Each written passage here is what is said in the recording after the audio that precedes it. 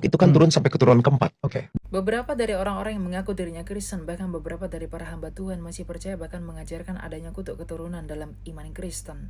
Hal ini dikarenakan mereka salah memahami tulisan Musa, firman Allah dalam Keluaran 20 yang mengatakan bahwa Allah adalah Allah yang membalaskan kesalahan bapa kepada anak-anaknya keturunan ketiga sampai keturunan keempat. Padahal sejatinya ayat itu tidak berbicara tentang kutuk keturunan, atau ayat itu tidak untuk membenarkan bahwa anak-anak ikut menanggung kesalahan dari orang tuanya. Justru ayat itu sebenarnya menjadi teguran atau peringatan bagi bangsa Israel agar orang tua di dalam bangsa Israel untuk bertobat dari dosa dan kesalahan mereka. Kenapa?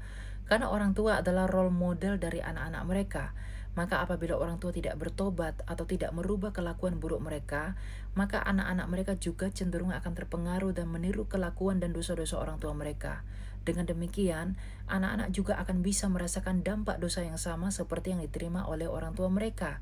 Jadi, itu tidak berbicara tentang kutuk keturunan tetapi tentang dampak keberdosaan.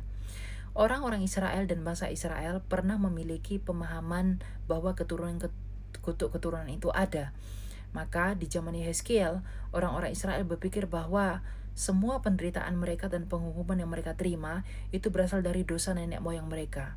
Maka Yehezkiel meluruskan hal tersebut. Dalam Yehezkiel 18, Yehezkiel menegaskan bahwa setiap orang bertanggung jawab atas dirinya. Dengan demikian tidak ada kutuk keturunan. Artinya dosa ditanggung masing-masing dan setiap pribadi bertanggung jawab atas dosanya sendiri. Jadi, bahkan sebelum Yesus datang ke dunia, kutuk keturunan itu telah diluruskan oleh Yehezkiel yang mengatakan bahwa tidak ada kutuk keturunan dalam ajaran Kristen. Nah, sekarang di dalam iman Kristen terlebih lagi kutuk keturunan itu tidak ada. Karena apa? Semua kutuk telah ditanggung oleh Yesus Kristus di atas kayu salib dengan matinya Ia di atas Kalvari. Rasul Paulus dalam Galatia 3 ayat 13 mengatakan demikian. Kristus telah menebus kita dari kutuk hukum Taurat dengan jalan menjadi kutuk karena kita, sebab ada tertulis terkutuklah yang digantung pada kayu salib. Jadi, setiap orang yang telah dibaptis dalam nama Bapa dan Anak dan Roh Kudus yang bersatu dengan kematian dan kebangkitan Kristus, maka tidak ada lagi kutuk yang ada pada mereka karena melalui baptisan dia telah dilahirkan kembali dari Kristus sebagai Adam yang kedua.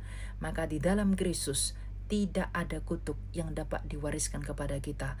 Bahkan kutuknya Adam, kutuk dosa, tidak lagi berlaku bagi mereka yang telah percaya dan dibaptis dalam nama Kristus.